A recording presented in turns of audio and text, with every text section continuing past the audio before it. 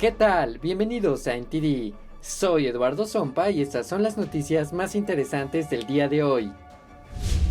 Se supone que los médicos deben informar al gobierno de las reacciones adversas tras la vacunación, pero un video grabado por una presunta trabajadora federal está sembrando dudas sobre las cifras.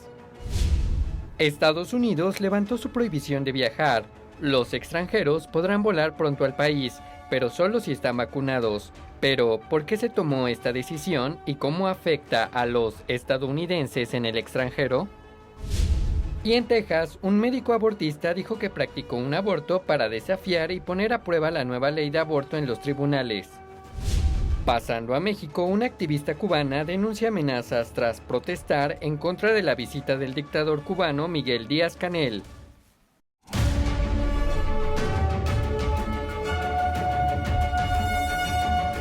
Hola, queremos anunciarle que YouTube nos desmonetizó, pero eso no nos va a detener. Vamos a seguir esforzándonos por traerles noticias veraces y objetivas. Siga nuestra cobertura sin censura desde este canal.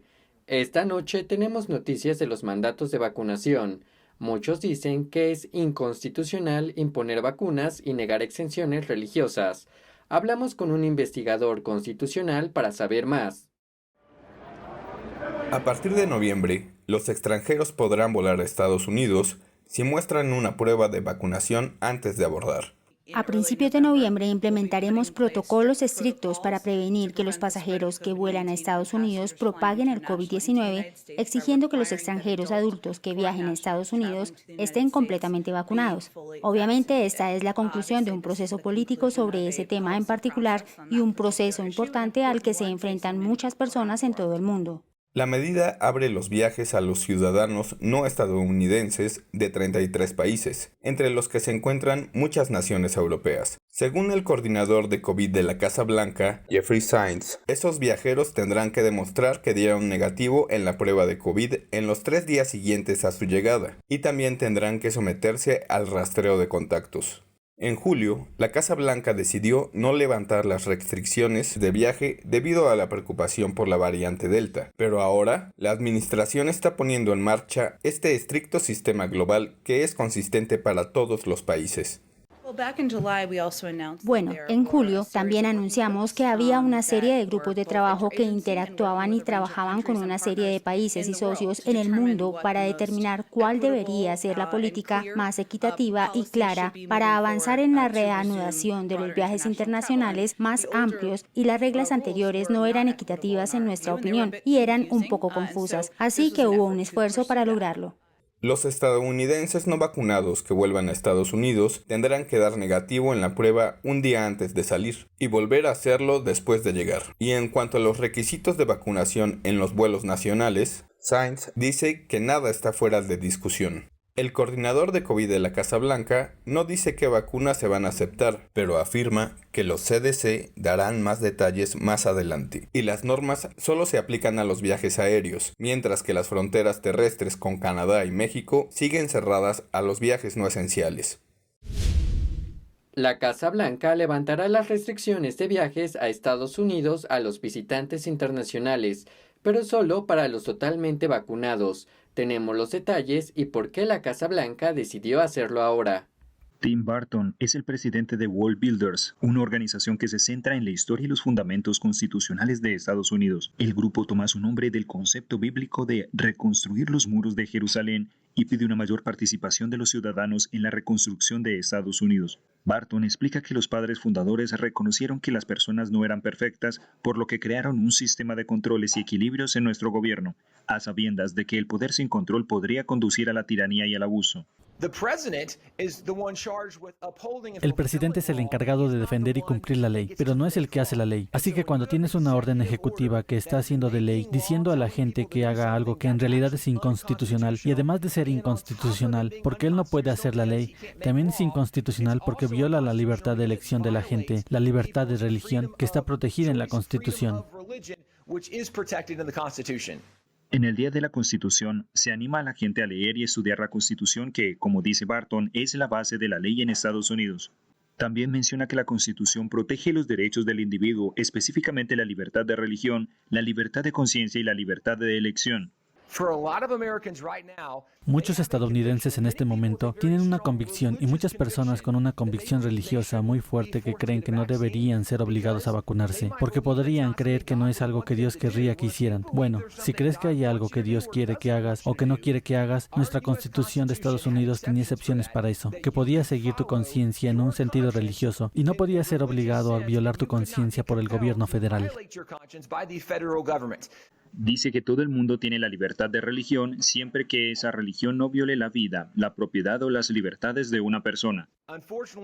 Desgraciadamente, debido a que muy pocos estadounidenses entienden realmente la Constitución, saben lo que dice o incluso aprecian la importancia de defender la ley constitucional, realmente no hemos hecho un buen trabajo presionando lo suficiente a esta administración para que haga cosas que son constitucionales. Y así estamos viendo movimientos continuos de comportamiento inconstitucional. Incluso el presidente Biden admite que sabe que algunas de estas cosas son inconstitucionales y sin embargo las hace de todos modos.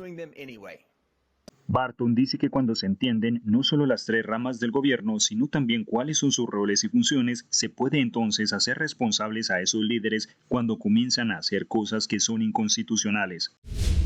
Se han disparado las alarmas en el gobierno de Estados Unidos luego de que un miembro del equipo del jefe de la CIA tuviera que buscar atención médica por síntomas de una misteriosa enfermedad, los mismos síntomas que han enfermado a cientos de funcionarios de Estados Unidos en los últimos años. Esto ocurrió cuando el director de la CIA, Bill Burns, y su equipo viajaron a la India a principios de este mes. Esos síntomas coinciden con lo que se conoce como síndrome de La Habana. Investigadores han luchado durante años para entender quién o qué está causando los extraños síntomas, los cuales incluyen vértigo, dolores de cabeza, náuseas y a veces un ruido direccional punzante. Algunos han sufrido graves problemas de salud, incluso lesiones cerebrales traumáticas, y se han visto obligados a retirarse del servicio. Esta es la segunda vez en menos de un mes que los casos notificados de la enfermedad afectan los viajes internacionales de altos funcionarios de la administración Biden. Los incidentes del síndrome de La Habana comenzaron a finales de 2016 en Cuba. Desde entonces se han registrado casos en varios países. También se han producido incidentes en suelo estadounidense, entre ellos 2 miembros del personal del Consejo de Seguridad Nacional del expresidente Donald Trump. Un médico de Texas dice que se rebeló contra la nueva ley estatal sobre el latido del feto. Salió públicamente en un artículo de opinión dispuesto a ser demandado para poner a prueba esta ley. Tenemos la historia.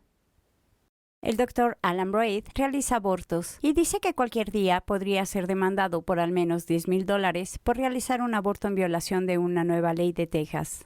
Se identificó en un artículo de opinión que escribió para el Washington Post. En él dice: "Para mí es 1972 de nuevo, y por eso, en la mañana del 6 de septiembre practiqué un aborto a una mujer que, aunque todavía estaba en su primer trimestre, superaba el nuevo límite del Estado. Actué porque tenía el deber de atender a esta paciente como a todas las pacientes y porque ella tenía un derecho fundamental de recibir esta atención". Braid también dijo que lo hizo para poner la ley a prueba en los tribunales.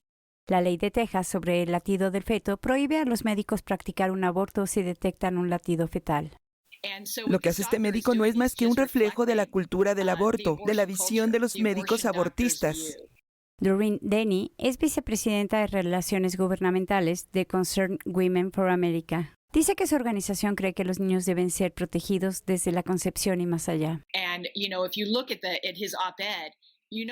Si miras su artículo de opinión, te das cuenta de que ni siquiera quiere llamar la ley de Texas por subtítulo, la ley de latido del corazón de Texas. Ni siquiera habla de latidos, sino de actividad cardíaca. Y también reflejó que pensaba que las restricciones al aborto en el estado de Texas eran de las más restrictivas del país hasta ahora. Exigen, por ejemplo, una ecografía antes de abortar. La cultura del aborto no quiere que las mujeres vulnerables, entiendan que su bebé que está esperando es realmente un niño humano. La organización pro-vida Texas Right to Life dijo al New York Times que está investigando la afirmación de Braid, pero que tiene dudas de que esto sea solo un truco legal. Según el informe, Texas Right to Life busca consejos sobre los médicos que violan la ley. Solo los ciudadanos particulares pueden demandar a los médicos que practican abortos ilegales. Se supone que los médicos deben llevar un registro e informar de todas las reacciones adversas que puede tener un paciente después de vacunarse. Se podría esperar una cifra exacta de esto, pero un video grabado por una presunta denunciante del gobierno pone en duda el recuento total. Jody O'Malley dice que es una enfermera titulada que trabaja en Phoenix, Arizona, para el Servicio de Salud Indio. Es una rama del Departamento Federal de Salud y Servicios Humanos, o HHS. En este video publicado por Project Veritas, ella grabó en secreto a sus compañeros de trabajo mientras decían que están ignorando las reacciones adversas a las vacunas COVID-19. And how many of you seen that have gotten vaccinated here? That got sick and side effects? A lot. A lot. Have you seen it too? Yeah. Yes, and I'm like, who's writing the VAERS report? Nobody, because it takes over a half an hour to write the damn thing. Right. El VAERS es un sistema federal que utilizan los médicos para informar de las reacciones adversas posteriores a la vacunación. Según los CDC, los proveedores de atención sanitaria están obligados a informar al VAERS de las reacciones adversas tras la vacunación de COVID-19. Aquí hay otro caso de un médico que le dice a O'Malley sobre los compañeros de trabajo que miran hacia otro lado. But how many people are reporting? They are not reporting. Right. Because they want to shove it under the mat. Ni el Servicio de Salud Indio ni el HHS respondieron cuando los contactamos. O'Malley afirma que un paciente que aparece en el video tuvo una reacción adversa, pero el caso no fue denunciado. La congresista Marjorie Taylor Greene compartió el video en Twitter. Ella dijo: "Pido una investigación".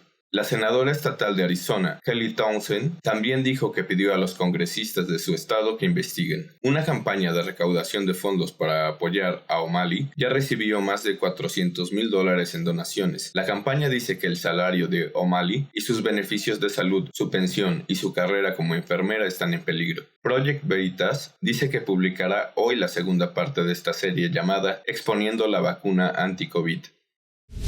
Y regresando del corte comercial, tenemos información de la Cumbre Internacional contra Extracción de Órganos. Esto y más en NTD en español.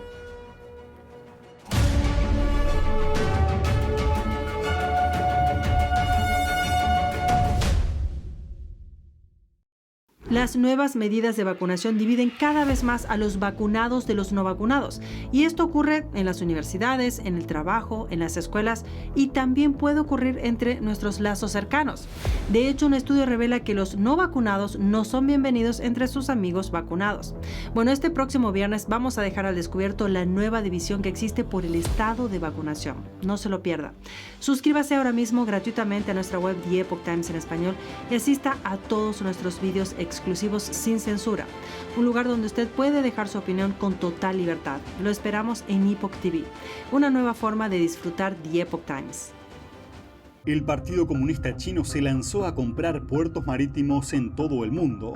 Pero ¿qué es lo que lo impulsa? A medida que en todo el mundo aumentan los temores ante las agresiones de China, algunos afirman que el país podría querer estos puertos para militarizarlos, convirtiéndolos en puntos estratégicos en casos de un conflicto. En el informe especial de esta semana vemos en detalle cómo empezó todo y qué impacto tiene la compra de infraestructuras por parte del Partido Comunista Chino en los países de todo el mundo. No se pierdan este y otros programas especiales disponibles en la plataforma Epoch TV de nuestro medio asociado The Epoch Times en español. Los esperamos.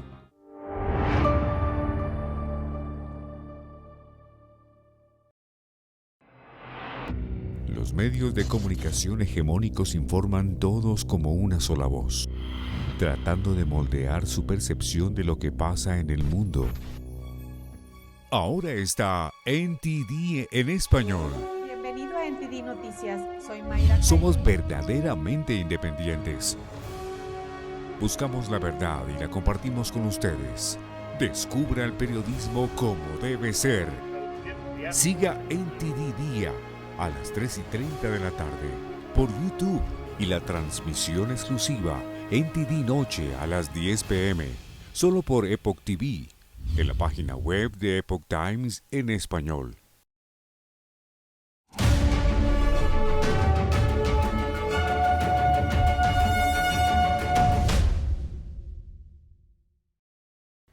Ahora tenemos declaraciones de los hispanos que participaron en la Cumbre Mundial contra la Extracción Forzada de Órganos. La Cumbre Mundial contra la Extracción Forzada de Órganos inició este sábado con la participación de médicos y defensores de derechos humanos para combatir y prevenir el tráfico de órganos en el mundo. La cumbre, dirigida por la organización Médicos contra la Sustracción Forzada de Órganos, DAFO, incluyó la intervención del abogado defensor de derechos humanos Carlos Iglesias Jiménez y el eurodiputado español Hermann Tertsch.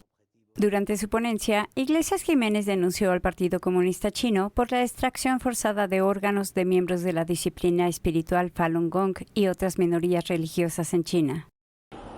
En la perversidad suprema que alcanzó el Partido Comunista Chino, se ideó de una manera incluso diabólica no solo cómo eliminar, asesinar a las personas, sino cómo enriquecerse a través de esos asesinatos.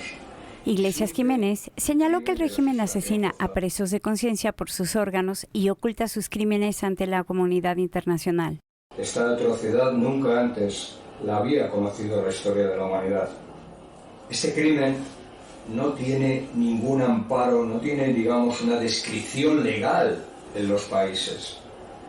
Porque nunca la mente humana había podido diseñar, había podido concebir una aberración tan grande. Según DAFO, esta práctica comenzó en 1984 en China, cuando se implementó una ley que permitía sustraer órganos de prisioneros ejecutados en China. Por su parte, el eurodiputado español Hermann Tertsch dijo que los trasplantes forzados que se producen en China es uno de los asuntos más preocupantes y que la práctica de Falun Gong es una de las más afectadas.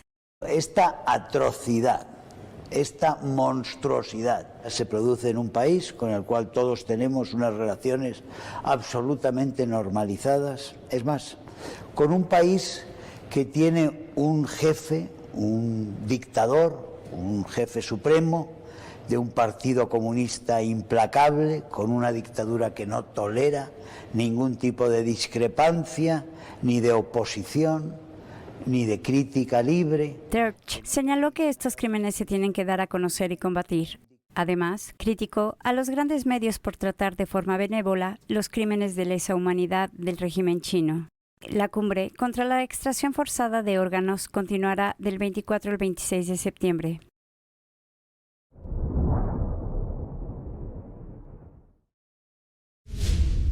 Pasaron 100 años desde que Manhattan no tenía una destilería de whisky desde la época de la ley seca, pero aprovechando el resurgimiento de la popularidad de esta bebida, Great Jones Distilling Company acaba de cambiar la situación. Aquí están los detalles. Sumérjase en el whisky. Eso es precisamente lo que hay que hacer al entrar a Great Jones Distilling Company, la primera destilería de whisky de Manhattan en 100 años. El complejo de 28,000 pies cuadrados tardó 6 años en construirse y se enfrentó a muchos obstáculos en el camino, incluido el de encontrar la propiedad en sí, dice el director del proyecto, Andrew Marinoff. Para entender lo que es la destilación en la ciudad de Nueva York, hay que comprender la zonificación que se necesita para hacer una destilera. Estamos en una zona M15 en la que solo hay 122 edificios en la ciudad de Nueva York que permiten esa actividad. Lo sabemos porque vimos a todos y cada uno de ellos. En el corazón de Great Jones, donde ocurre la magia, una vasija de 500 galones o alambique, donde se destila el whisky, o, en pocas palabras, donde se hace un alcohol más fuerte a partir de una base de alcohol más baja. Aunque tener tanto alcohol en medio de un edificio neoyorquino de 4 plantas puede parecer arriesgado, Marinoff dice que no hay de qué preocuparse. La sala en la que se encuentra el destilador es completamente a prueba de explosiones. Se puede aspirar el aire en 90 segundos, lo que la convierte en una de las salas de destilación más seguras del mundo. Great Jones es la primera destilería de whisky de Manhattan desde los tiempos de la ley seca, cuando la venta de alcohol estaba prohibida en todo Estados Unidos. Es una idea de Juan Domingo Beckman, quien, a pesar de proceder de la familia propietaria del tequila José Cuervo, está aprovechando la reciente moda del whisky, con el bourbon, en particular, en auge. La destilería incluye un bar de cócteles, un restaurante, un espacio para eventos y, por supuesto, un bar clandestino. Una empresa rusa está utilizando tecnología de deepfake para hacer que los actores rusos se parezcan a los famosos actores estadounidenses de Hollywood con su permiso, y eso no es todo lo que la tecnología puede hacer. Si crees que este es Bruce Willis, te equivocas, es un deepfake autorizado. La empresa rusa DeepCake utilizó una red neuronal artificial para imponer la imagen de Willis en la cara de un actor ruso. El anuncio debería funcionar bien entre los mayores de 35 años que están familiarizados con las películas Duro de Matar que protagonizó Willis. Los expertos en marcas y publicidad estiman que Willis puede obtener entre 1 y 2 millones de dólares por el anuncio. La tecnología Deepfake abre un sinfín de posibilidades para la industria cinematográfica, pero generó algunas críticas por temor a que se fabriquen mensajes políticos. Como este clip, por ejemplo, no es Obama el que habla, sino el cómico Jordan Peele. Solo mira lo real que parece. We're entering an era in which our enemies can make it look like anyone is saying anything at any point in time, even if they would never say those things. Pero la empresa rusa sigue adelante con ello y dicen que no es algo fácil de hacer. El proceso de enseñanza del algoritmo neuronal lleva algún tiempo. El primer video de entrenamiento tarda entre 15 y 17 días en realizarse. Sin embargo, después de eso podemos acelerar el proceso y producir secuencias de hasta 4K de resolución. Algo en lo que estamos trabajando ahora es en generar caras en 4K en unos 3 a 5 días. Las posibilidades de usar deepfake en la producción de video no terminan con la sustitución de un actor por otro. Un canal de televisión ruso utilizó los servicios de deepfake para hacer que uno de los actores pareciera 15 años más joven.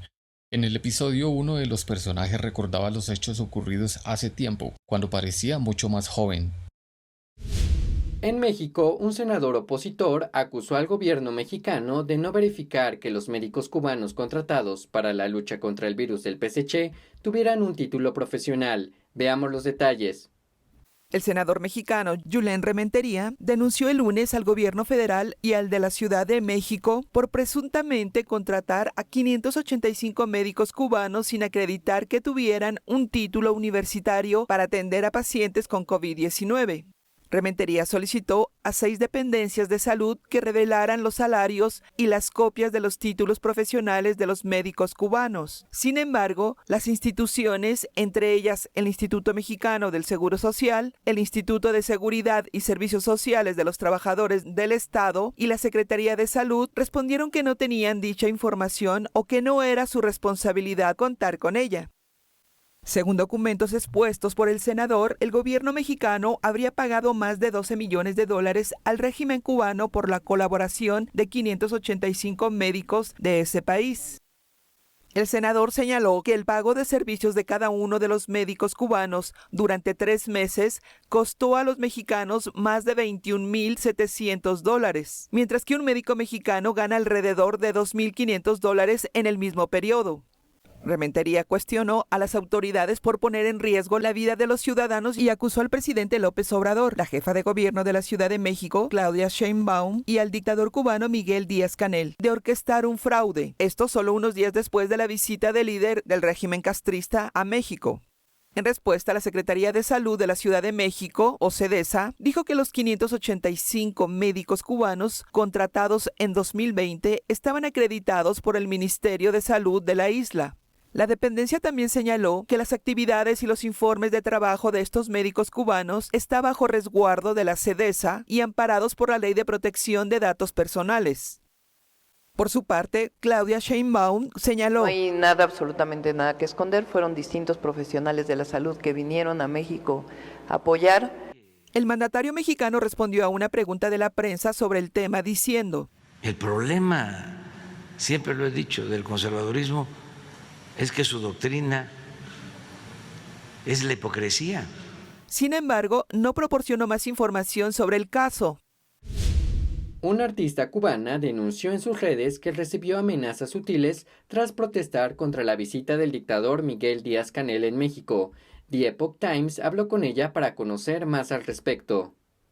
La activista cubana del movimiento San Isidro, Anameli Ramos, señaló que recibió amenazas sutiles tras las manifestaciones del pasado viernes en México frente a la Embajada de Cuba, donde un grupo de activistas cubanos protestaron en contra de la visita del dictador Miguel Díaz-Canel. En una de esas amenazas, un usuario anónimo de Facebook le advirtió que no la dejarán entrar más a Cuba. La curadora de arte dijo a The Epoch Times que ya había recibido información de otros activistas detenidos de que no la iban a dejar entrar a la isla. Sin embargo, esta fue la primera vez que recibió un mensaje directo. Lo que creo que sucedió es que ellos no se esperaron que yo también fuera a desarrollar algún tipo de activismo acá en México, es decir, que también me convirtiera como una especie de agente social, denunciando en las calles de México toda la situación de Cuba y bueno, ahora mismo protestando por la visita de Díaz-Canel acá a México, ¿no? Ramos dijo que decidió publicar esta amenaza sutil porque algunos prefieren no dar a conocer este tipo de amenazas personales porque no las consideran lo suficientemente peligrosas. Sin embargo, ella cree que mientras más visibles se hagan estas cosas,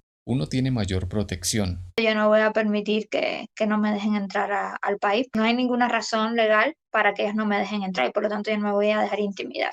Respecto a la visita de Díaz-Canel, la activista del movimiento San Isidro dijo que es muy contradictorio que se le haya invitado para los festejos del 211 aniversario de la independencia de México, tras la represión de las protestas del 11 de julio en Cuba.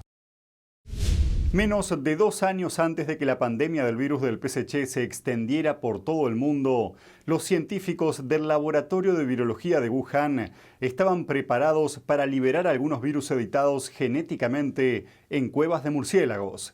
Esto como parte de una investigación científica cuyo objetivo era hacer que los virus fueran más infecciosos para los humanos. En esto también participaron investigadores de Estados Unidos. Algunos científicos de Wuhan y socios estadounidenses tenían previsto realizar algunas investigaciones arriesgadas antes de la pandemia. En 2018 propusieron alterar genéticamente coronavirus de murciélagos relacionados con el SARS para hacerlos más infecciosos para los humanos y luego liberar los virus en cuevas de murciélagos chinos. La organización estadounidense sin ánimo de lucro EcoHealth Alliance propuso la investigación a la Agencia de Investigación Militar estadounidense DARPA y pidieron una financiación de más de $14.000 millones. El gobierno estadounidense por su parte la rechazó, alegando que podría poner en peligro a la población local. La organización estadounidense sin ánimo de lucro es socia desde hace tiempo del Laboratorio de Virología de Wuhan, que está en el centro de la controversia sobre el origen del virus del PSC.